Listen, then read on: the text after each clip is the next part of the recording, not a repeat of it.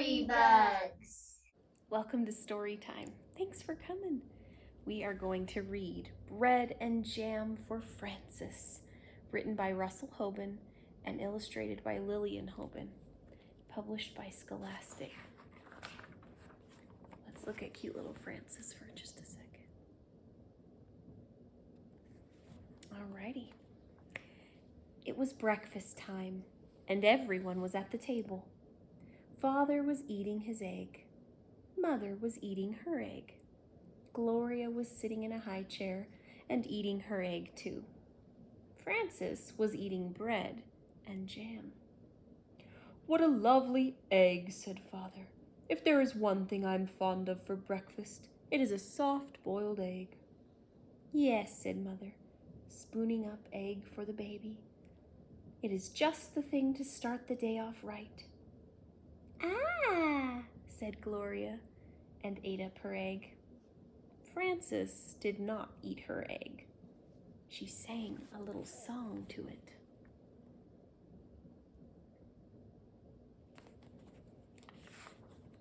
She sang the song very softly.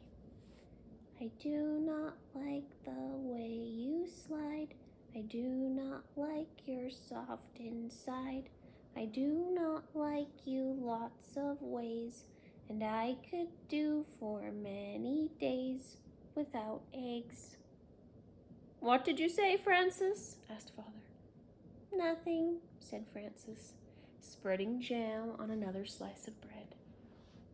"Why do you keep eating bread and jam," asked Father, "when you have a lovely soft-boiled egg?" "One of the reasons I like bread and jam," said Frances, "is that it does not slide off your spoon in a funny way."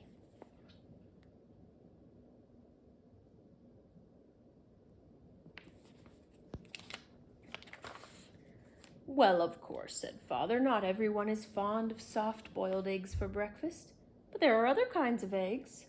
There are sunny-side-up and sunny-side-down eggs." "Yes," said Frances, "but sunny-side-up eggs lie on the plate and look up at you in a funny way, and sunny-side-down eggs just lie on their stomachs and wait." "What about scrambled eggs?" said Father. "Scrambled eggs fall off the fork and roll under the table," said Frances. "I think it's time for you to go to school now," said Mother.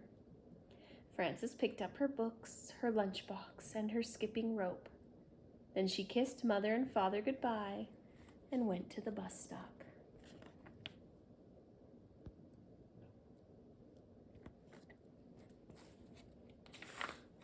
While she waited for the bus, she skipped and sang, "Jam on biscuits, jam on toast. Jam is the thing I like most. Jam is sticky, jam is sweet. Jam is tasty, jam's a treat. Raspberry, strawberry, gooseberry. I'm very fond of jam." That evening for dinner, Mother cooked breaded veal cutlets with string beans and baked potatoes. "Ah," said Father, "what is there handsomer on a plate and tastier to eat than breaded veal cutlet?" "It is a nice dish, isn't it?" said Mother. "Eat up the string bean, Gloria." "Oh," said Gloria, and ate it up. She had already eaten her dinner of strained beef and sweet potatoes, but she liked to practice with a string bean when she could.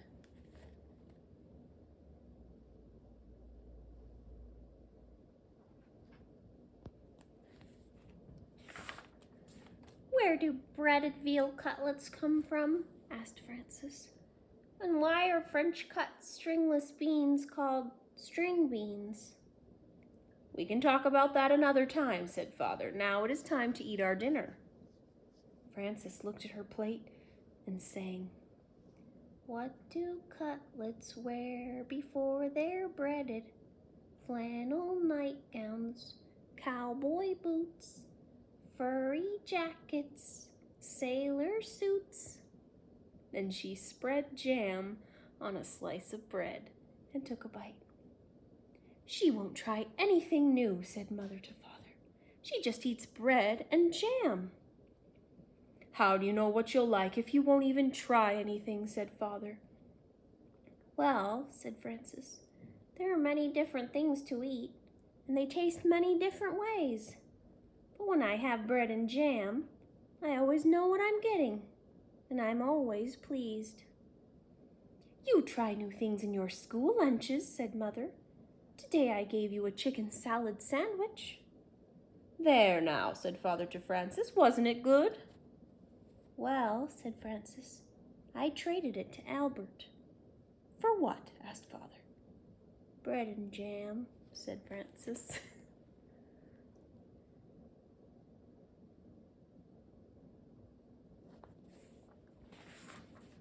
The next morning at breakfast, Father sat down and said, Now I call that a pretty sight. Fresh orange juice and poached eggs on toast. There's a proper breakfast for you. Thank you for saying so, said Mother. Poached eggs on toast do have a cheery look, I think. Frances began to sing a poached egg song. Poached eggs on toast, why do you shiver with such a funny little quiver? And she looked down and saw that she did not have a poached egg. I have no poached egg, said Frances. I have nothing but orange juice. I know, said Mother. Why is that? Said Frances. Everybody else has a poached egg. Even Gloria has a poached egg, but she's nothing but a baby. But you don't like eggs, said Mother, and that's why I did not poach one for you. Have some bread and jam if you're hungry. So Frances ate bread and jam and went to school.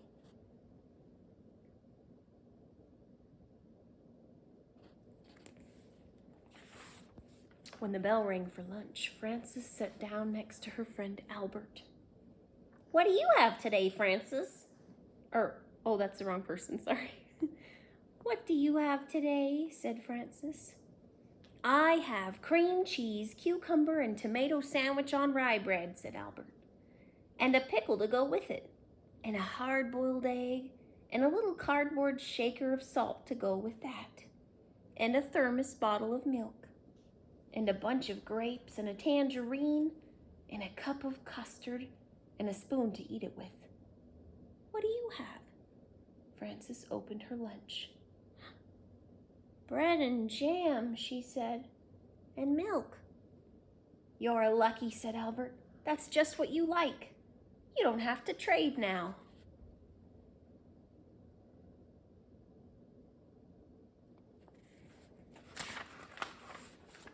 That's right, said Frances. And I had bread and jam for dinner last night and for breakfast this morning. You certainly are lucky, said Albert. Yes, said Frances. I am a very lucky girl, I guess. But I'll trade if you want to. That's all right, said Albert. I like cream cheese with cucumbers and tomatoes on rye. Albert took 2 napkins from his lunchbox. He tucked one napkin under his chin and spread the other one on his desk like a tablecloth. He arranged his lunch neatly on the napkin. With his spoon, he cracked the shell of the hard-boiled egg. He peeled away the shell and bit off the end of the egg. He sprinkled salt on the yolk and set down the egg again. He unscrewed his thermos bottle cup and filled it with milk. Then he was ready to eat his lunch. He took a bite of his sandwich, a bite of pickle, a bite of hard-boiled egg, and a drink of milk. Then he sprinkled more salt on the egg and went around again. Albert made the sandwich, the pickle, the egg, and the milk come out even.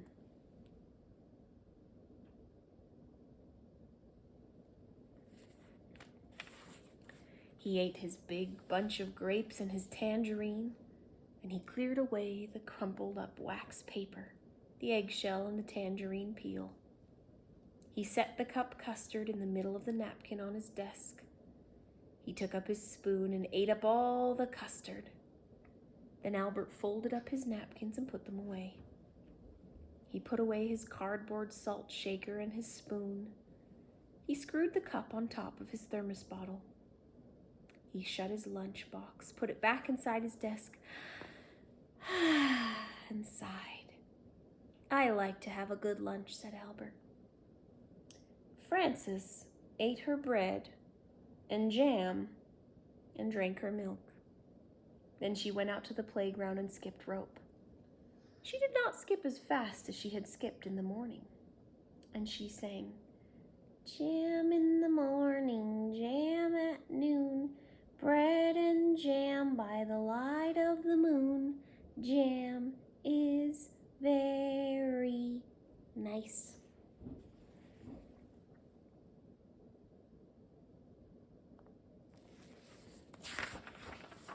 When Frances got home from school, Mother said, "I know you like to have a little snack when you get home from school, and I have one all ready for you." "I do like snacks," said Frances, running to the kitchen. "Here it is," said Mother, "a glass of milk and some nice bread and jam for you."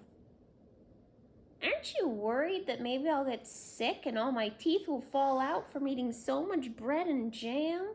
asked Frances. "I don't think that will happen for quite a while," said Mother, "so eat it all up and enjoy it." Frances ate most of her bread and jam, but she did not eat all of it.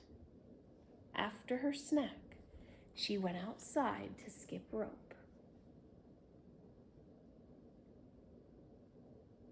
She might be getting tired of all that bread and jam, huh?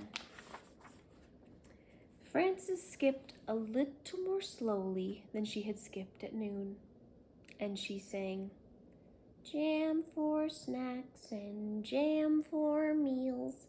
I know how a jam jar feels, full of jam." That evening for dinner, Mother cooked spaghetti and meatballs with tomato sauce. "I'm glad to see there will be enough for second helpings," said Father, "because spaghetti and meatballs is one of my favorite dishes."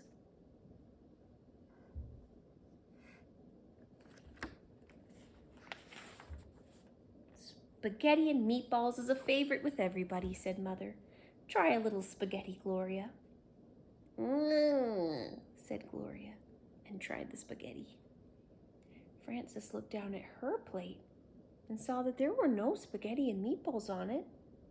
There was a slice of bread and a jar of jam. Frances began to cry.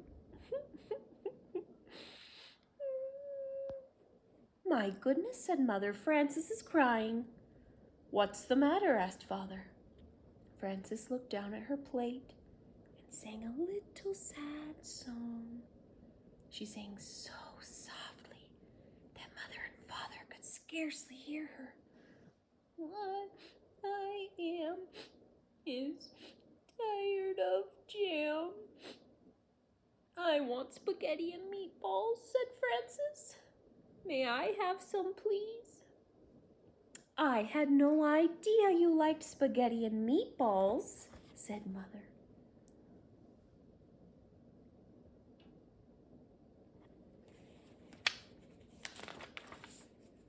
"How do you know what I'll like if you won't even try me?" asked Frances, wiping her eyes.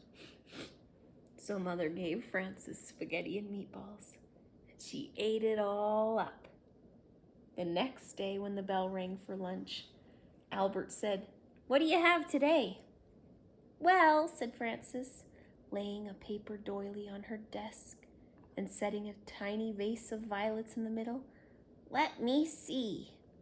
She arranged her lunch on the doily.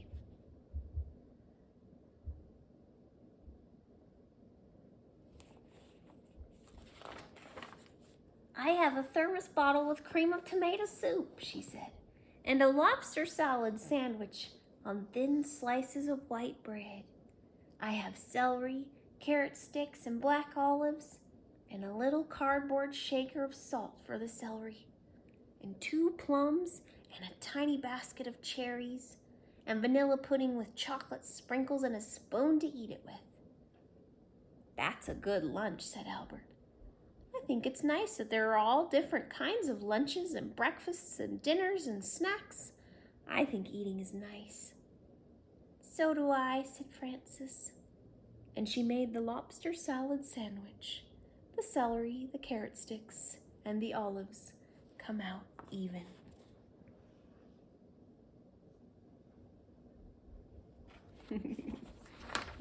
Says the end.